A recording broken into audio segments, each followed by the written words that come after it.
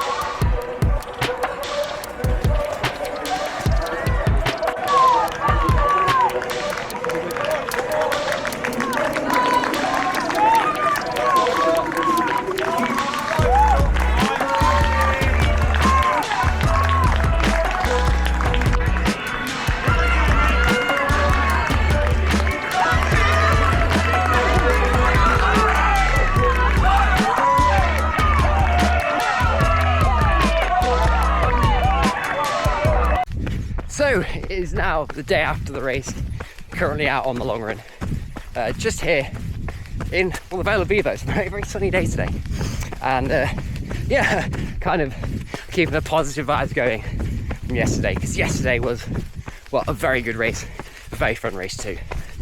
So breaking down the race for all you guys out there, well, Liverpool Cross Challenge is always the biggest cross-country race this side of Christmas, and, well, it was absolute chaos from the start this year, but good chaos.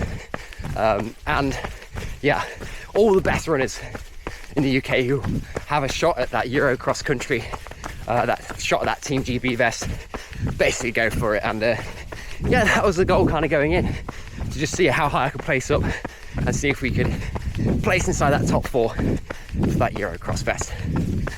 Now, as the gun did go off, well, it was absolute carnage. Now, with Liverpool Cross Challenge, it involves essentially 2 races combined into one at senior, because the senior race also includes the under 23 race, but the under 23s only do 2 of the 3 laps, whilst the seniors do 3 laps. So, well, the senior race is about 8k long, the under 23s is about 5.5k or so, and it basically means that all the under 23s think like, oh, I only have 5k to run, I'm going to go off like a rocket here. And boy, did they go off like a rocket. It was the fastest start I think I've ever known for a cross-country race, at least here in the UK.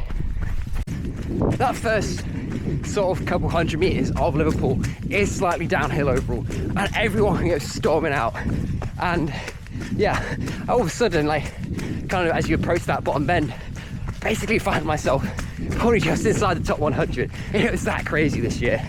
I was probably closer, I'd thought, to at least the top 60 or top 50. But yeah, it was mental. So over that kind of first mile, I kind of spent gradually working my way through people who've gone off, well, way too fast. And yeah, just weaving in and out. And actually, well, during my first mile, about half mile in, I see James Kingston, who was also behind me, sort of weave himself in and out. So I kind of try and stick with him for a little bit. But then I got cut off by some under 23s who were, well, probably got a little bit too fast for their own grid. And yeah, basically losing touch of the other seniors, kind of weaving in and out of the, you know, field. And I think it was just over a mile into the race, no other than, like, I think Rory Leonard just put a massive surge in and just broke away from everyone. But that first mile, I mean, I went through in, oh, 4:45 or so, and I was probably, what, in the top 30 at that point. So the leaders must have gone through in somewhere like in the 4:30 range. And then my mate Jacob Can, he went through in 4:38, and he was in that sort of lead group. So absolutely mental, considering as well that, well, Liverpool is not the fastest of courses. It does involve quite a bit of mud, more mud than it was at Cardiff. And yeah, so that would probably translate to like a low 4:20 mile on the roads or something. So yeah, absolutely crazy fast. Now, over the course of the second mile, well, the pace did settle down a little bit, but we're still moving pretty quickly. I think I split, well, a low 5-minute mile for this mile, so I had slowed down a bit. I think the whole field had at that point. But yeah, I was basically, that first mile was a huge shock to my body. But it had meant that I'd kind of lost touch of that lead pack at this point and was really struggling to well, basically make up that distance. And it didn't help the fact that, well, every time I got into the mud, it was basically slowing me down. I'm not the strongest of runners through the mud. I'm quite a lean athlete, more endurance-based, not power type runner. So yeah, it's a lot of strength. It's required to go through that mud, a lot of power, and that power is what I'm going to need to be working on if, well, over the coming months and years, well, to really give myself the best shot at having the best cross-country races I possibly can. And kind of over the course of that sort of second and a little bit of the third mile, I found no other than Andy Budshart, basically just a couple meters ahead of me. And basically I was just kind of going off of him and his pace, and basically just trying to make sure I stick with him, because well, I know he's going to be running fairly smart. He's a very experienced athlete, and yeah, basically stuck with him. That third mile I did slow down a bit, so it was a 5:14, but I think at that point a lot of the under 23s have started to fade back. They went starting to feel the, well, they're massively overly quick first couple miles, and yeah, I was starting to claw back on loads of them. They were also coming on their last lap and finishing too, which when I was also weaving in and out of some of them, and also at this point weaving in and out of the back markers of the senior men's race too. So there's a lot of weaving in and out. It did make it kind of hard to kind of roughly gauge where I was at, where the next group ahead was. I think looking back, this third mile, I should have been really focusing on knuckling down here. I probably just switched off a little bit too much because it was a 5:14. That's 30 seconds slower than like the first mile. And yeah, it basically meant at that point, I'd completely lost touch of that lead pack of runners. And there's basically no chance at that point in the race to really make it back. But I still managed to pick it up after that third mile. Because the fourth mile of the race, or the last lap of the race, I started to feel like, oh, you know what? I'm moving through the field here. I could probably catch Andy Butcher. That'd be amazing if I could beat him and some of the athletes in front of him. So I was feeling good on the third lap. And I think almost that third mile almost allowed my body to almost recuperate a little bit, come back off that red line, and meant this last lap I could full send it and just absolutely run my heart out. And that's exactly what I did. I picked it up back to sort of that 5-minute mile pace range and was then picking off runner after runner. Overtook Andy Butcher, overtook Alfie Manthorpe, overtook Callum Elson, and I was just on a roll to catch as many runners as I possibly could. And yeah, I was also really focusing on running as fast as possible, because I know overtaking the likes of like Callum Elson, who has one of the best kicks in Britain, I'm going to have to absolutely sprint my heart out the last 800 of the race if I don't want him to catch me. So the last sort of 600 meters of the race, as I came down the slight downhill before turning the hairpin bend to come to the finish, I was really focusing on running my fastest, absolutely, well, getting as much out of my legs as I possibly could. And I ran as fast as I could, then came up the hill as fast as I could, and hope with any luck no one else could catch me. Sadly, I did get caught by one person, but I managed to hold off the likes of Callum Elson to come in 13th place overall. My best ever finish at Liverpool. And for the 8k cross country course at Liverpool this year, I ran a time of 24:56, fastest ever I've done at Liverpool. Now granted, it was slightly better conditions than it was last year, but it was still pretty muddy and pretty hard going anyway. Now, to all those American viewers who are watching this and thinking 24:56 is slow for cross country for an 8k, well, it kind of is. That'll be brutal there. But when you consider the conditions that we have to run through here in the UK, well, the mud on the course was much deeper than my ankles, and in some considerable parts too. It was, well, almost halfway up my shins. And running through that length mud, of course, it's going to be very hard going. And Liverpool isn't the hilliest of courses out there, but it's hillier than most US courses that I've run. And yeah, it is very tough going. And well, the fastest I've ran an 8k in the States was what, 23:30, and that's basically just on a dirt track wearing vaporflies. It's a completely different sport in some way, running here in the UK than it is the US.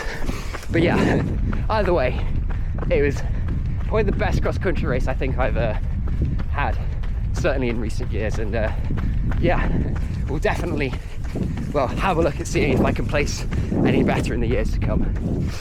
And yeah, I think that's really all I have to say, kind of reflecting on the performance yesterday. But first, also, I have to mention that huge congratulations to my mate Jacob Can, who was in, well, the last vlog in Cardiff.